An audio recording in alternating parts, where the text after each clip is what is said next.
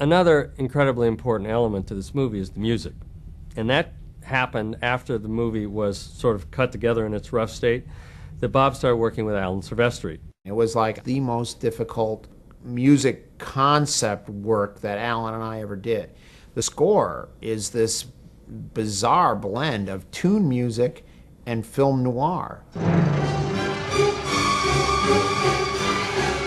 Benny, you go for the cops. I'm gonna save my wife. Challenge and kind of a psychological challenge. I think the psychological challenge was, once again, remembering the idea of blurring this line between cartoon reality and live action.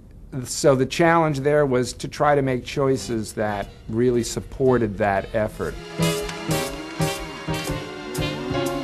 We had this spectacular core jazz ensemble that sat in the middle of the London Symphony.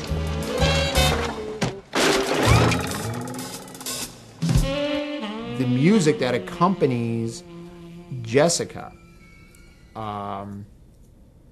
isn't really scored. It's done, like when she walks into a room, it was at basically their interpretive jazz based on what they were feeling coming off the screen, and that's how her tracks were laid down. It was. Just name your price, and I'll pay it.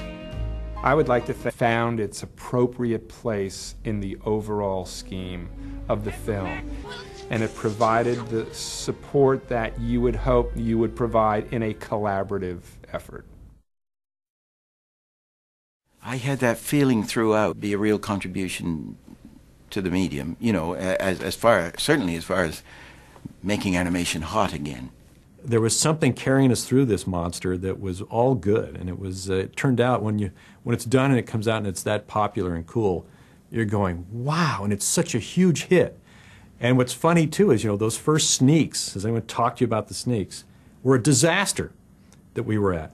We went to these sneaks Friday night, crowd of 17, 18-year-old guys with their dates for the first run, and in the first 3 minutes, which is the pure cartoon that Richard did, which is brilliant, they got up and left. The audience, ran out of the theater. They just they stampeded out of the theater, and I remember Jeffrey Katzenberg saying, "I saw my life flash before my eyes." It was like a disaster. When the crowd parts and the cards are bad, and the studio's looking for somebody, everybody gets out of the way, and there's one guy standing there, Zemeckis, and he had final cut on the movie. He said, "You know what? I'm not changing anything. I believe in this movie, and I think it's going to work." He stuck to his guns. We didn't give up. We just kept, and then every preview after that, as the film got more and more complete, the previews went better and better and better and better and better until the New York Times said, "This is the biggest movie of the summer." I have to say that we were pleasantly surprised at how fast everybody caught on to what we were trying to do, and that they totally accepted these tunes in this movie. I hope you're proud of yourself. Well, I was dumbfounded when I saw the completed film, because for an entire year and a half we were looking always at these rubber dolls going by and pencil tests, and you never see the finished color until the last week of the show.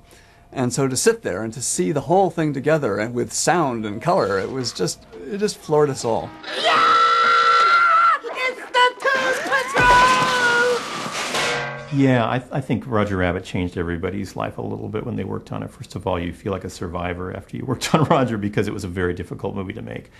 And I think everybody looks at it with the same two feelings. It was incredibly difficult. I'm not sure I would ever do that again. It was the hardest movie I ever worked on, and I adored it and would never trade the experience for anything.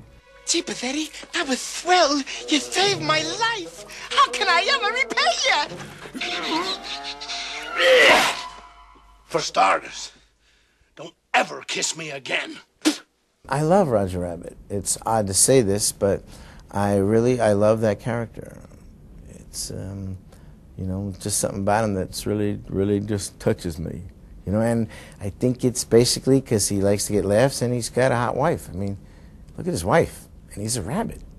Roger, darling, I want you to know I love you.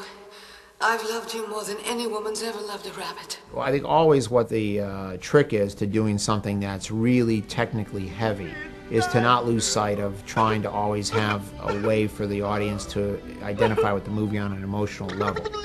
Even though it's a cartoon rabbit, the audience is emotionally invested in Roger.